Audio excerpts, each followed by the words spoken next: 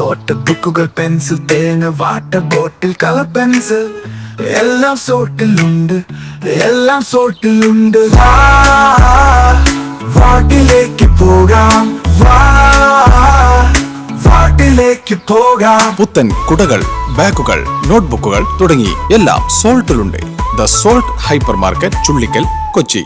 വയോധികയെ വീട്ടിൽ കയറി ആക്രമിച്ച കേസിൽ പ്രതിയെ മണിക്കൂറുകൾക്കുള്ളിൽ പിടികൂടി പോലീസ്.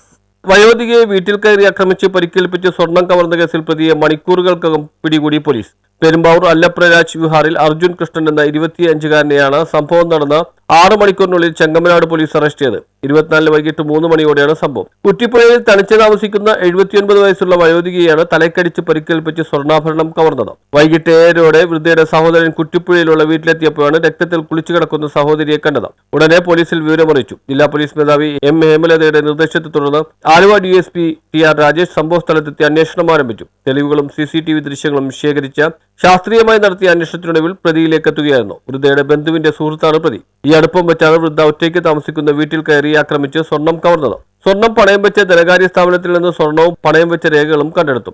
ഇൻസ്പെക്ടർ സോണി മത്തായി, SI-മാരായ SS ശ്രീലാൽ, BM ചിത്തുജി, സുജോ ജോർജ്, ആന്റണി, അജിത് കുമാർ, സതീഷ് കുമാർ, ബൈജു കുര്യൻ, CPO-മാരായ Muhammad Abeer, Mahin Shabubakkar, KM Manoj, Ajitha Thilakan, Linson Paulose, Kishore, KV Nithin, Jithin M Ashok, Shibin, Vipin എന്നിവരാണ് അന്വേഷണ സംഘത്തിലുണ്ടായിരുന്നത്. News bureau, Kalady.